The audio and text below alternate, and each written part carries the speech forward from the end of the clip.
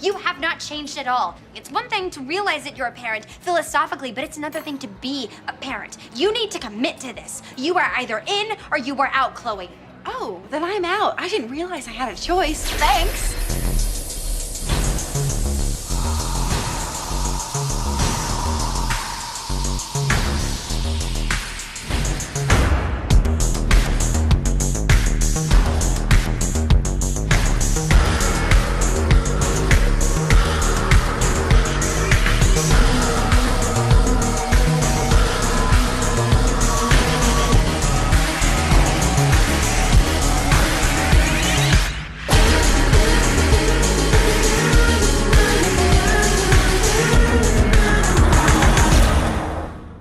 Welcome back, fans, stalkers, and strangers, to the Complete Guide to Horror Movies podcast. Today, we're discussing Evil Dead Rise, and Coop, BP, and I are lucky to be joined by my dear friend, fellow pop music stan, and Evil Dead superfan, Pablo.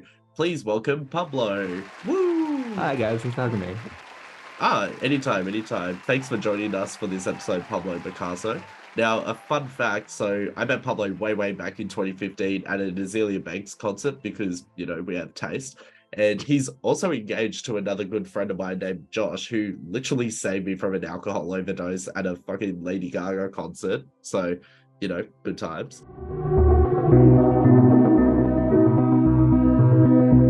When I think of Evil Dead, I think of Scary Movie 5, so my opinions are going to be very concerning to all those who are listening who love Evil Dead. Well, maybe we didn't do it right. Gort Klaatu Barada Nikto.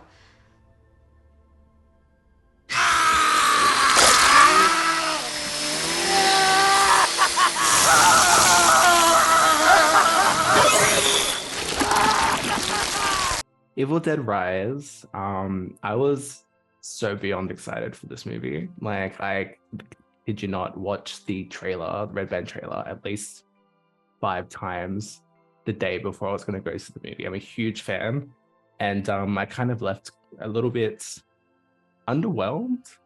Yeah, a bit disappointed. I was kind of like flip-flopping between sad and angry, but yeah, it wasn't my favorite entry in the series. And there was a lot of moments where I felt like it felt like an Evil Dead movie, and then there was other moments where I felt like it didn't whatsoever. So yeah, a lot of mixed feelings and emotions about it. Which I'm sure you hate. Correct. Start over. If you go on Rotten Tomatoes, it's mixed. If you go onto other fan sites, it's a little lower. If you go to, I guess, the more mainstream horror sites with newer fans who maybe don't watch a lot of horror, they're like, wow, this is amazing and incredible. So it's very divided, I feel. But yeah, personally, I did like Evil Dead Rise, but I don't know enough about the lore with Evil Dead. I don't know how the original is compared to the remake. I've only seen little glimpses here and there. So for me, I was just like, oh, this was actually an entertaining horror movie. No one in all of human history has ever said that. Let's put it out there. I'm probably going to get ripped by the critics, but I don't really think this is a horror movie. I laughed more than I did actually get scared. Sorry, I don't know why I brought that up. I think that genuine emotion just sometimes makes me feel uncomfortable. I think it was pretty decent. I don't think it was great. Great, grand, wonderful. No yelling on the bus. But I had like a good time, but I did laugh more than I did get scared. So it kind of, I guess, ruined the experience. And I was watching more a comedy horror than I was actually a horror movie. So yeah, but not a bad time watching it either. Unbelievable. This is probably the worst one that I've seen, and I love the Evil Dead movies. I feel like probably the main issue with it was the fact that a lot of the parts that were meant to be serious were funny, and the parts that were meant to be funny weren't funny. Yeah. Which is a shame because like there's so much good comedic elements throughout the Evil Dead series that was just completely lost on this one. I feel like it was lost on the remake as well, so I really wasn't expecting much. You bitch! I felt like in the opening that they were going to sort of go real grand with it, like they were going to do something big with it, but then the rest of the movie was pretty underwhelming, so yeah, didn't do a lot for me.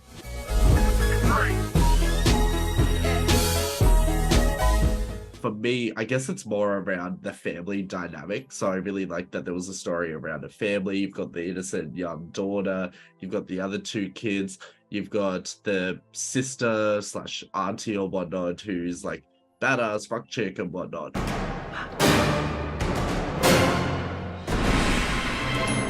I would have to say the acting, especially from Alyssa and I don't know the actors who played Beth, but like they were really they with the way they reacted and acted was very believable.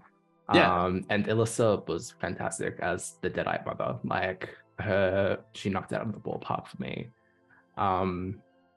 So that's probably the top for me is basically the acting. This must be how moms feel on the first day of kindergarten. I sort of liked that drone sort of shot going into the movie, and I thought this was sort of going to go into something cool, but didn't really go anywhere. But I like one of my favorite scenes was the elevator scene, particularly when the elevator doors open up and just the gushing of blood coming out. I thought that was really cool, and I got kind of like the Shining vibes out of that. That's odd. Usually the blood gets off at the second floor. And I was living for the mother with her quotes because she was like, compared to like even the 2013 one, I found the quotes in this one were more laughable and even more crude in a lot of ways. Yeah. And the scene where she bites that young guy's eye and then shoots it into the mouth of the young guy. I laughed at that. Oh, and then when she and when the daughter jabbed the guy with the gun when he's like, "That's my gun, you." You should make him cry and then kick him and then kiss him to confuse him. Yeah, I agree with Pablo. I think that Alyssa Sutherland and Lily Sutherland and Sullivan. There we go. I'd seen Alyssa in Vikings as Queen Aslag, and yeah, very impressed with her performance throughout the movie. But it's just unfortunate when that happens, when you got like a really strong performance, but like the rest of the movie's kind of like meh. So, yeah.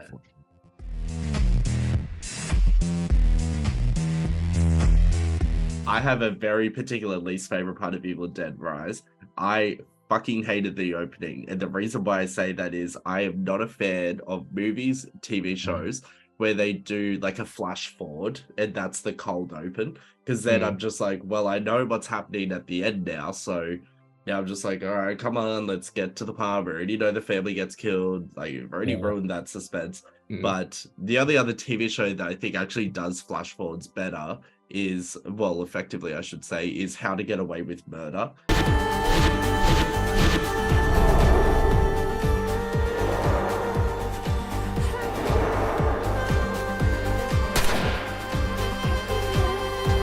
Statistically, if you're going to be murdered, your killer will be someone you know. Once they started doing it, every other TV show copied it. I mean, BP's favorite show, Riverdale, did it for season 4. And it was just like, really? We're doing flash forwards here? The only other time I've seen it in a TV show would be Lost, that mid-2000s just garbage TV show that went completely fucking nowhere. It got lost. That's what happened. Find out next week, and then find out next week, and then find out next But week. they weren't sure. They're like, let's just put the voiceover in and put some scenes in. Yeah. Like, I mean, a more you go. recent show that I would say does flash forwards well is Poker Face with Natasha Lyonne. It's Oh, I haven't seen that yet. very good. That's good. Yeah, I really enjoyed it.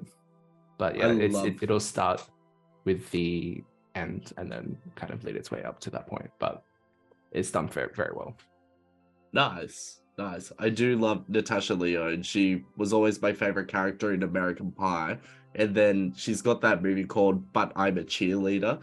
It is one of the funniest movies. I love it so much. I'm a cheerleader. I'm going against my own community here, but I have the same criticism for Evil Dead Rise that I had for the recent Texas Chainsaw remake, which was I was a bit confused as to what this movie was trying to say with its characters, because my first impression when I watched it was one of the main children characters was supposed to be non-binary, but then they never spoke about it. So I was like, well, are they at least gonna address it or reference by using like they them pronouns? Are they gonna talk about maybe gender identity struggles?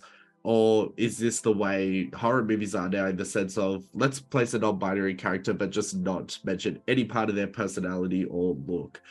Or alternatively, am I just thinking too much about this and it just happens to be a tomboy? You know, like it's different character variations, but still, as soon as I saw the cold open, I was like, great. Up to a great start, yeah. I did like the kill where she just like rips the scalp off, and then you've got the drone kill. I thought that was good. I felt that it could have been its own separate thing. It didn't need to have the 3 hours earlier segment afterwards. Also, a lot of toilets in the first 10 minutes. There was like the shot of the one girl in the bathroom. Then it goes to the auntie sister character where she's doing the pregnancy test. And I'm just like, damn, there's a lot of fucking shots about toilets for an Evil Dead movie. But yeah. Justice for toilets. Yeah. They're like, there hasn't been enough toilet representation. We need more. Oh, for Pete's sake, Bart, use the plunger. Basically, the thing for me that where it really felt short was the characters. I feel like everyone wasn't as strong or as realistic as they could have been. Like when you sit down and think about each character, like why is the audience motivated for Beth to get out? It's been all they give you is she just so happens to have become pregnant before the movie starts. I don't know where Hester is. I mean, am I my sister's keeper? And I feel like it doesn't really serve the characters or the story. And there's points where you can, when you sit down and think about it, you're like, oh, okay, they basically made a mention that Ellie's a tattooist, so she could set up the scene where she infects Bridget. And there's a lot of moments in the film where it's like, oh, you know, Danny's a DJ that plays with vinyl records for the sole purpose of bringing the Deadites into the film kind of thing. So it's a lot of moments like that, like where they end up fighting over Stephanie and breaking it so that it eventually ends up killing Bridget. So there's like a lot of moments where it's like, okay, like I can see why you set things up, but it doesn't really flow or feel organic in that sense. Yeah. And and I sit back and I think about just more moments like that. And like other things like with the law kind of situation, you know, this is the Book of the Dead.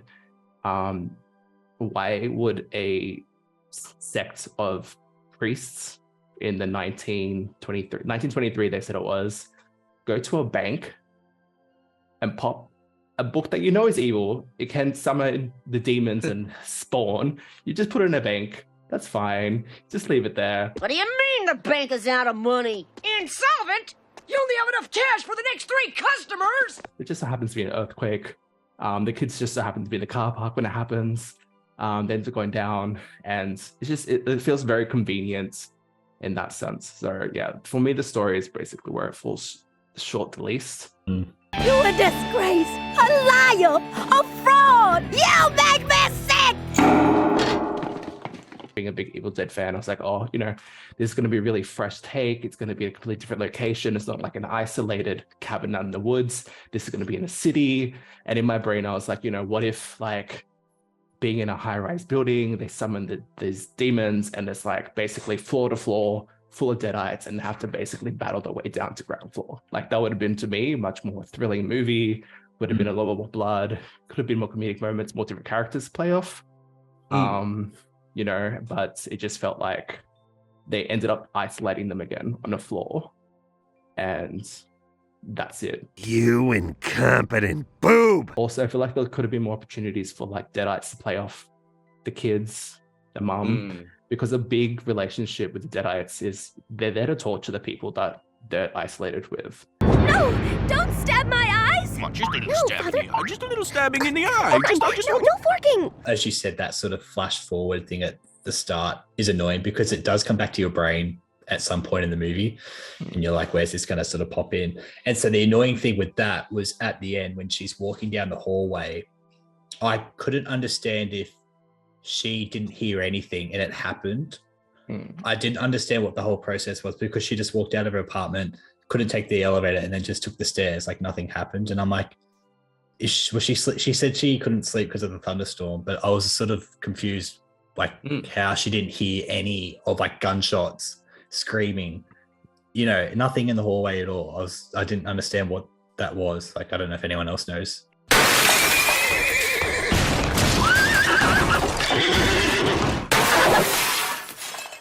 Is someone there? And I appreciate like the move from going to a cabin to an apartment, but like Pablo said, I kind of find the earthquake still like origins a bit lame and weak.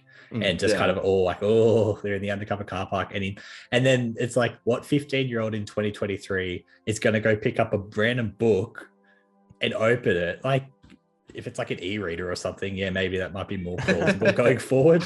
But you know what I mean? Like, he's reading, I'm thinking like, I'm not going to look at like a random book and go through it and be like, oh, pictures. I just kind of find it, I don't know, like I know it's for the movie, but just find it just kind of hilarious that a 15-year-old's interested in picking up a physical book and reading it. Reading is what? I can't wait to see how this turns out. The biggest issue was that, like I'll talk about the other ones, I just don't really think this is a scary movie. I just think it was more comedy. There was like a scene where I think it's the daughter's looking through the peephole and you just see like the mum go from like one end, like run down the other end. And then like someone like goes back that end and then she just comes back up to look in the hole. Like the quotes were laughable. They were funny, but yeah, I just wasn't really getting engaged into the scary part of it. So when you see like the trailer sort of saying, you know, most scariest movie in years, I'm sort of like, it's not scary at all. Like people in my session were laughing as well. Yeah. So. Turn it on, June. The character development left a lot to be wanting. There wasn't anything really scary about it. I didn't even think the gore was very good. I would actually rate the gore in the remake higher, and I've always hated that movie. Not very good, not a strong entry. And I don't know. I kind of feel like at this point, maybe just leave it. Just leave it. Like, there's plenty of good Evil Dead movies out there to watch. Just watch the first 3 and be done with it. Yeah. I will say about the gore, I was expecting a lot more. I felt there were some missed opportunities. I was expecting this to go beyond the Final Destination route. Like the scene with the cheese grater, the tattoo gun with the eyeball. There were so many like good scenes where it's like the close-up of the tattoo needle on the eye. I was like, oh my god, just put it in the eye already. That'll make me squirm. And then nothing happened, and I was like, Yeah, even with the greatest scene, I think I was just like, oh, but I wasn't like, oh. Yeah. And I think, the trailer for this one and the 2013 one have kind of like glorified this movie really bad. So when you go in, you sort of, it's nothing like the trailer makes it out to be. Sorry. Yeah. No, you're good. Especially the graders, like it seems to be the biggest talking point of this movie, like that one scene. And just like when you look into relation to previous entries, like especially as a gore factor, it's pretty mild. Yeah. And like even her eating the glass was kind of cool, but then I just thought it's that fake glass anyway when she's eating it. And it was kind of cool when it was coming down the neck, but it wasn't, for some reason, it just wasn't hitting me like, oh, that's glass going down a neck. I don't know what the movie's done. It's kind of like dumbed it down and made it PG. Yeah. It seems like they were flirting with making it like make you feel uncomfortable, but they got so close and just pulled it back just when it was about to hit, you know? But like, you know, even the thing with the eye, if she just got the eye and spat it out, that would have been convincing. But, you know, it going in the CGI into someone's mouth, it just was kind of like lame. Yeah. Like, it was so stupid. And everyone laughed in the cinema when that happened. I'm like, are we meant to be laughing at this point? Yeah. It's like I was expecting something a bit more like horrific, something a bit more gory, something a bit more just genuinely scary. But I mean, in saying that, I did like the comedic elements per se. I just thought it should have been a better balance between horror and comedy. Oh my god! One more word, and Brenda gets a smack witch. I don't understand. Her face is the lunch meat. My hands are the bread. Huh? Smack witch!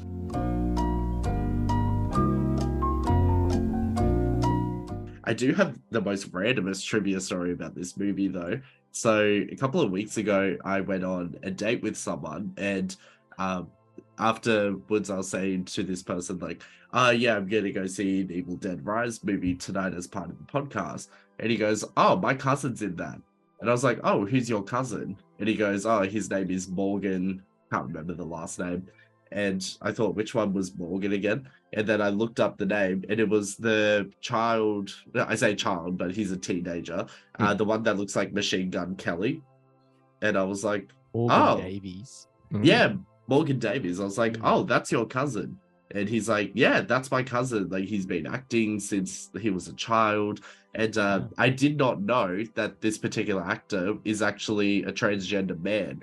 I just thought it was, you know, a cis male, for lack of a better word.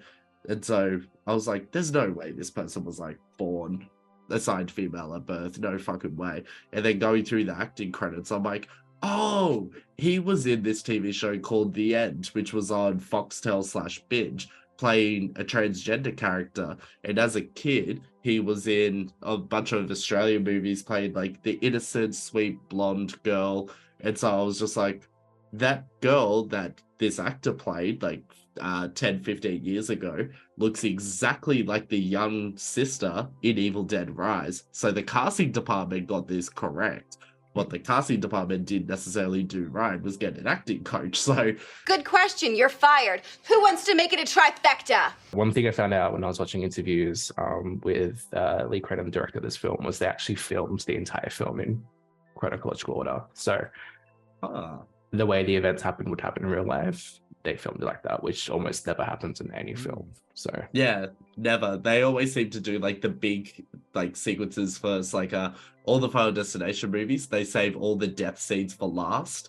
So like the opening premonitions, they save that for the very last few shoot days. Everything, all the boring stuff, all the jargon, the dialogue, all that crap, they do the first like 20 to 30 days.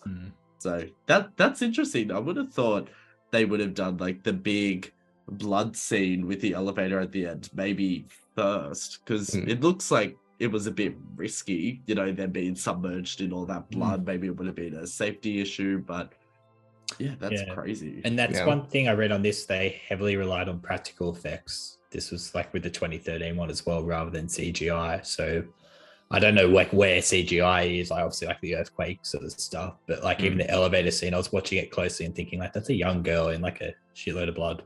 Yeah. So I'm like, I'm hoping someone's underneath like gonna like push her up if she starts going down more, because I can just imagine she's on like a platform, someone's underneath with a broom or something, just goes like that. Just like goes through the elevator scene. Or it's just that like meme where it's like my savings and it's like that person that's just like in the shallow ends. It's like the episode of Family Guy where Peter has like crack cocaine and then just like goes through the ceiling. I am so fucking ready. The pizza box in that they actually order from is named Henrietta's, which is the name of the female Deadite in the original Evil Dead that is played by Ted Raimi, who is Sam Raimi's brother. Nice. Yeah. So I didn't know that. A nice little Easter egg that I picked up on my viewing. I'm surprised there aren't more Easter eggs. You'd think because this is the first Evil Dead film in 10 years, they might have gone overboard with the Easter eggs like Scream 5 and Scream 6 have done, where literally the recent Scream, they reference every single previous Ghostface killer that had the shrine. So I was like, is there going to be like an Evil Dead shrine or something? There's just a bunch of Deadites like dancing around. What's going on? Back in junior high, this was my favorite post-breakup empowerment song. You gotta be bad, you gotta be bold, you gotta be... Big move. Yep.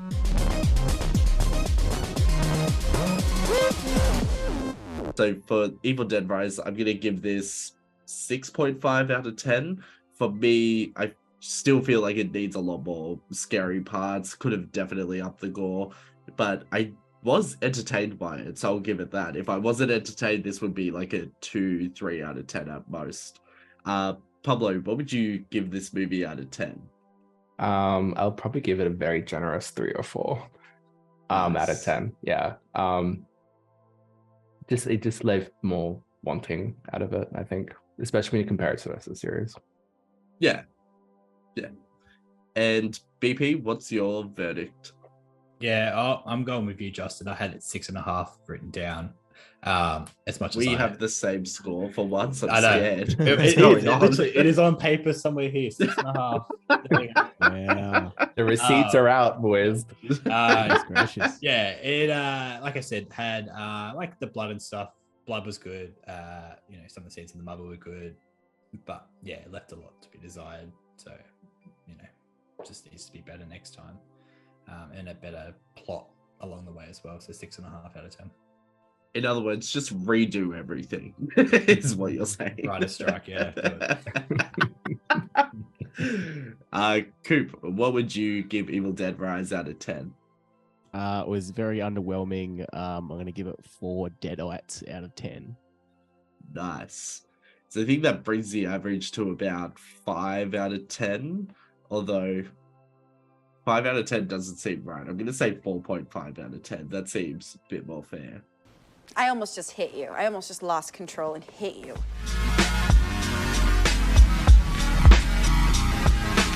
Final thoughts would be, I don't know, it just feels like it had a bit of identity crisis. It didn't know which kind of previous entry it wanted to follow. If it wanted to be more comedic, it wanted to be more horror. It just felt like it could have been great, but it just fell short in places. So definitely not a movie that I think I'll go and watch again and again, like I did with the previous films. But it's doing well, so we might see a sequel in the future. Who knows? I'm trying to think what title they would give it. It'd be like Evil Dead Rises Again or some bullshit. It'll just be like Evil Dead brackets 2024 or something. They'll just do the whole requel. It'll just be like Evil Dead Low Rise Jeans or something. Evil Dead apple bottom jeans, boots with the fur. Evil Dead Stinks. Right. In a completely different direction. BP, do you have any final thoughts? Yeah, I think they had like good intentions. I just don't think it came across completely like it didn't sell to the audience. The concept of like the apartment was good, but it kind of fell flat. And as I said, I struggled to identify if it was like a horror comedy or a horror. Sorry, I got birds in the background. I was wondering who that was. Yeah, it has like a bit of a identity crisis, trying to be either funny or scary or both. But yeah, I just don't think it's not really doing a good job of either. It's not really something I would watch again anytime soon. Maybe in like 5 years, I'll come back to it and have a laugh with the mum. That's about it. Yeah. I feel like the mum is definitely the highlight of this movie, even though she's not really as scary as I anticipated. But anyway, Coop, do you have any final thoughts?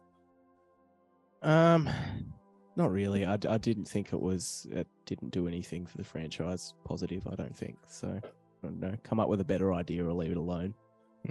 Yeah, I think that's fair. My own final thoughts are, I was entertained by this movie. I don't know if I'll watch it again.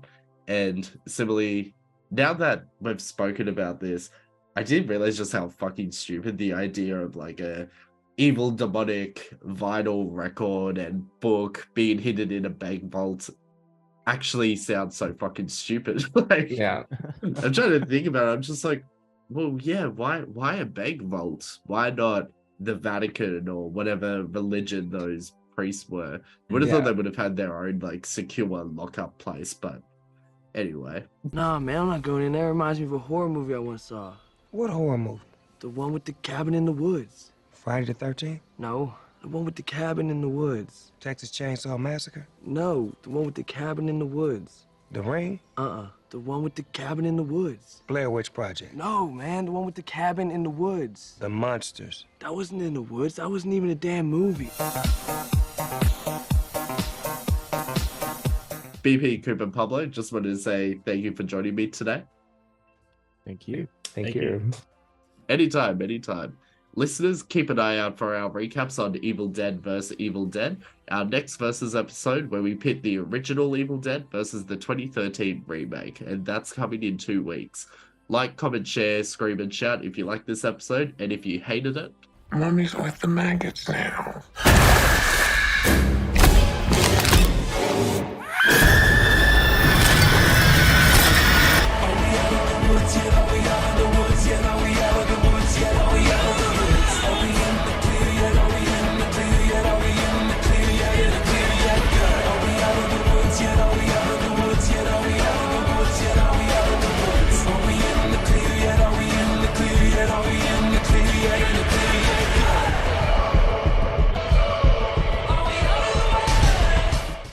Hey, squirrel friend. When one video ends, just open up another one. It's called binge viewing.